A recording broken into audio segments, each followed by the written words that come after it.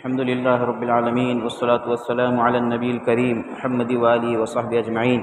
محترم سامعین کرام، اللہ تعالیٰ سے اس طرح ڈریے جس طرح ڈرنے کا حق ہے، اور اس کا تنہائی میں ذکر کیجیے۔ ارشاد باری تعالیٰ ہے، اے ایمان والو، تم اللہ تعالیٰ سے اس طرح ڈرو جیسے اس کا حق ہے، اور تم مرنے تک مسلمان بن کر رہو۔ سامعین کرام، بیت اللہ کا حج اسلام کا بہت اہم رکن اور بڑا فریضہ ہے، فرمان الہی ہے، اور اللہ کے لیے لوگوں پر بیت اللہ کا حج کرنا فرض ہے جو وہاں تک پہنچنے کی استطاعت رکھتا ہو، اور جو انکار کرے تو اللہ تعالیٰ سارے عالم سے بے نیاز ہے۔ حضرت ابو ہریرہ رضی اللہ عنہ فرماتے ہیں کہ رسول اللہ صلی اللہ علیہ وسلم نے ہمیں خطبہ ارشاد فرمایا کہ اے لوگو، اللہ تعالیٰ نے تم پر حج کو فرض کیا ہے، لہذا تم ضرور حج کرو۔ ایک شخص نے پوچھا، اے اللہ کے رسول صلی اللہ علیہ وسلم، کیا ہر سال؟ تو آپ خاموش ہو گئے، یہاں تک کہ اس نے یہ بات 3 مرتبہ پوچھی۔ پھر آپ نے فرمایا کہ اگر میں ہاں کہہ دیتا تو واجب ہو جاتا اور تم اس کی استطاعت نہ رکھتے۔ رسول اللہ صلی اللہ علیہ وسلم سے اسلام کے بارے میں سوال کیا گیا تو آپ نے فرمایا کہ تو اس بات کی گواہی دے کہ اللہ تعالیٰ کے سوا کوئی معبود برحق نہیں، اور محمد صلی اللہ علیہ وسلم اللہ کے رسول ہے، اور نماز قائم کر، زکوٰۃ دے، رمضان کے روزے رکھ، اور تو بیت اللہ کا حج کر اگر وہاں جانے کی استطاعت ہو۔ حج کی فرضیت قرآن، حدیث اور قطعی اجماع امت سے ثابت ہے، لہذا جو اس کی فرضیت کا انکار کرے وہ کافر ہے، اور جو اس کا اقرار کرے اور سستی کاہلی کی وجہ سے حج نہ کرے وہ بڑے خطرے میں ہے۔ حضرت عمر بن خطاب رضی اللہ عنہ کا قول ہے، میں نے یہ ارادہ کیا ہے کہ کچھ لوگوں کو شہروں کی طرف بھیجوں تاکہ وہ دیکھ لیں کہ جس کسی نے مالی حیثیت کے باوجود حج نہ کیا پھر ان سے ٹیکس وصول کریں، وہ مسلمان نہیں۔ دوسرا قول ہے کہ وہ یہودی بن کر مرے یا عیسائی بن کر مرے۔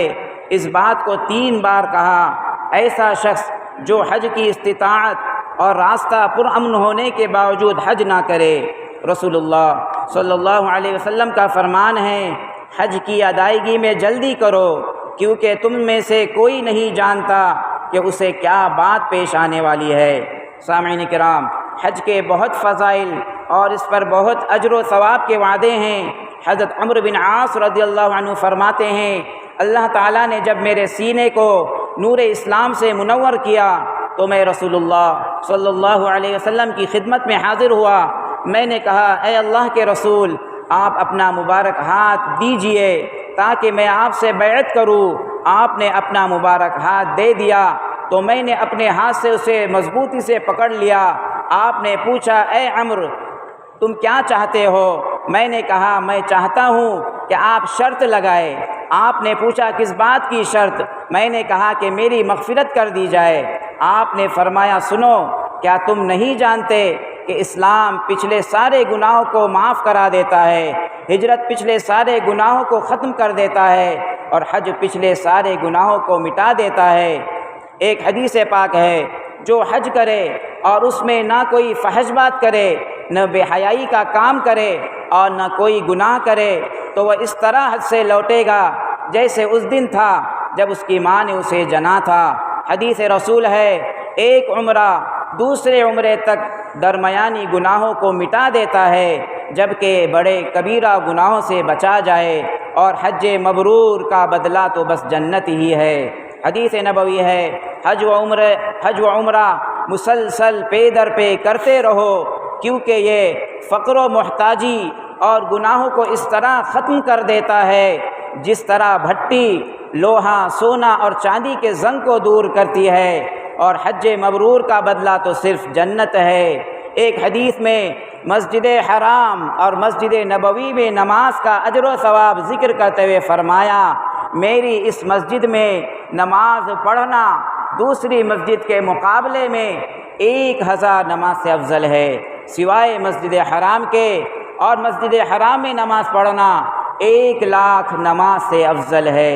ایک حدیث قدسی میں اللہ تعالیٰ فرماتے ہیں کہ جس بندے کو میں نے جسمانی صحت و تندرستی عطا کی اور میں نے اس کی معیشت میں وسعت و برکت دے دی، پھر وہ 5 سال گزر جانے پر بھی میری طرف نہ آئے تو وہ بہت بڑا محروم اور بد نصیب ہے۔ اللہ تعالی ہم تمام کو حج مبرور نصیب کرے، ہمارے گناہوں کو معاف کرے، جو حاجی ان کے حج کو، ان کے سفر کو آسان کرے، ان کے حج کو قبول کرے، ان کی دعاؤں میں ہمیں شامل فرمائے اور ہماری دعاؤں میں انہیں شامل فرمائے، ہم سب کی بیماریوں کو ختم فرمائے، کامل مکمل شفا نصیب فرمائے، مقروضوں کے قرضوں کو ادا فرمائے، ہماری تمام دعاؤں کو اپنی بارگاہ میں شرف قبولیت عطا فرمائے، آمین۔ وآخر دعوانا ان الحمد للہ رب العالمین۔